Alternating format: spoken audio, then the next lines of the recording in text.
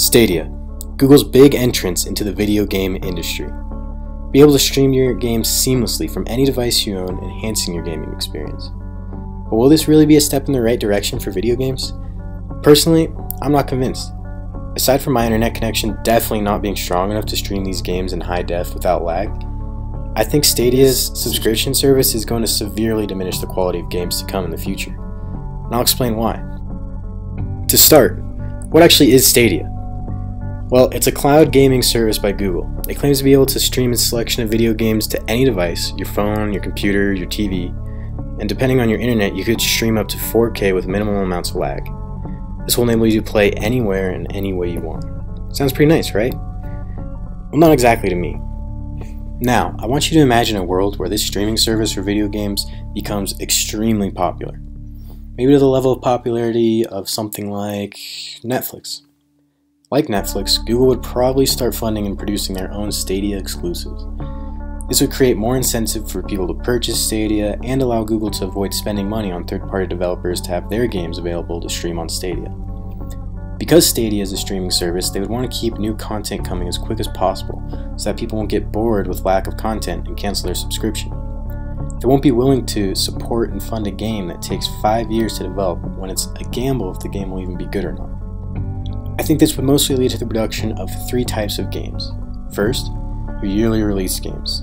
You have the FIFA, Call of Duty, or Assassin's Creed. Second, subscription type games with a steady flow of content being released. This is similar to Destiny, Anthem, GTA 5 Online. And third, the online-only competitive type games. Your CSGO, Siege, Fortnite, or really any battle royale.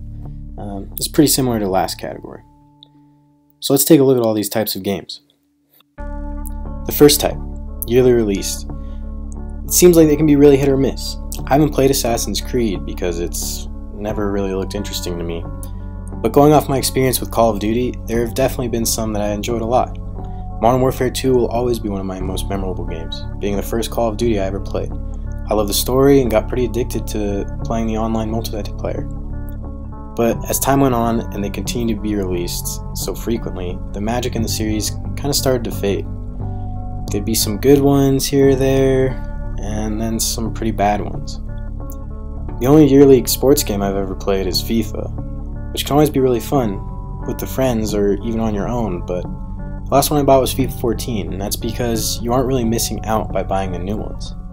The quality of the gameplay is not improved upon much with each release, and me and the boys can still take a shot per goal playing FIFA if it's FIFA 20 or FIFA 06. With these yearly releases, the games can be fun, but the experience is never really very different from the last. It's just not possible to put out a legendary title in a franchise every single year. If we look at subscription type games, well, this is probably my least favorite category. I've seen Let's Plays and videos where people spend huge amounts of money to get the cool new products and added content in GTA 5 online. But once I finished the story mode of that game and hopped online just to get murdered over and over again in the streets, just trying to have a good time, I was done with it. I wasn't going to hop on 4 months later and spend a bunch of money or time grinding to get enough in-game currency for all the cool added features and the futuristic cars and all that. If we look at Anthem, well, I think that one speaks for itself. And Destiny, that was one of my most disappointing experiences I had in gaming. At the beginning I was having a blast until I realized that the game's story came to a halt midway through and then turned into just repetitive grinding missions with bullet sponge bosses.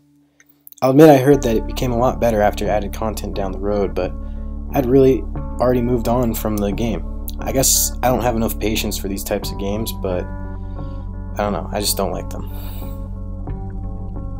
And then there's the online-only competitive type games, your CSGO Siege or Fortnite. Usually monetized through selling things like skins for appearance. To me it seems like these can be fun at the start, but after a while if you don't spend hours on end becoming great at the game, the elite become too good and end up pushing the more casual players out. These types of games can be fun and usually hold a sizable fan base, but they don't really cut it for me. After a while it becomes the same thing over and over and over again. There's a lot missing from those categories. It's those legendary games that everyone remembers the first time they played. The games you keep going back to and playing over and over again. The ones that were revolutionary in gamings. The ones with beautifully crafted worlds and stories you'll just never forget. What's missing are the single-player, narrative-driven games, and it's because they often have huge budgets or take years to make. All the Last of Us's, the Gods of Wars, the Red Dead Redemptions, Uncharted's, Metal Gear Solid's, are all the type of game I see going away with this subscription model. They're not as quick to make or as easy to continue to monetize. Spending a huge budget and a large amount of time to create a game like this is too much of a risk with a subscription model. This streaming subscription effect is something I like to call the Netflix effect. If you look at Netflix now, it is flooded with a whole bunch of its originals, both movies and series. Now, I know there might be some entertaining Netflix originals here or there, but the majority is complete garbage that was rushed out quickly just for the sake of having something for subscription holders to watch. I've never seen a single Netflix original movie even comparing to a good actual movie. Some might say Bird Box, but was that really different from the bad Mark Wahlberg movie with the evil wind that made people kill themselves? And so many of these series feel the exact same with the same predictable characters all checking off their token roles. While I'll admit, there were some good series, they all became unoriginal and just like the rest.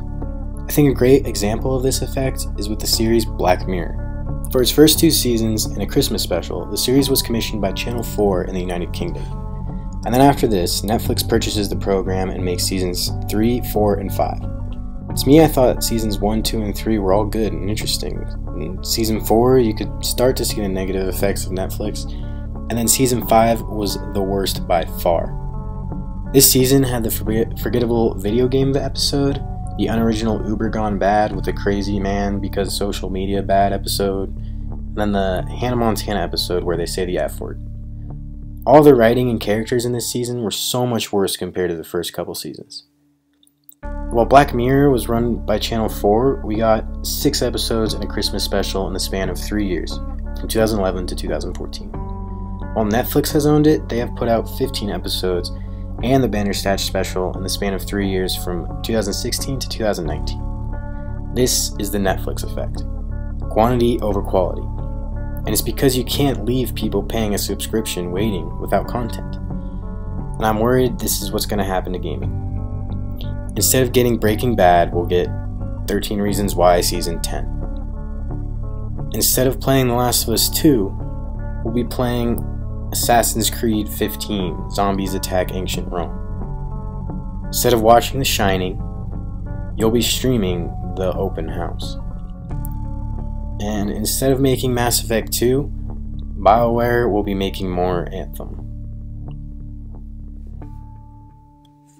But this is all just speculation. Hopefully Google Stadia won't affect gaming in this way at all.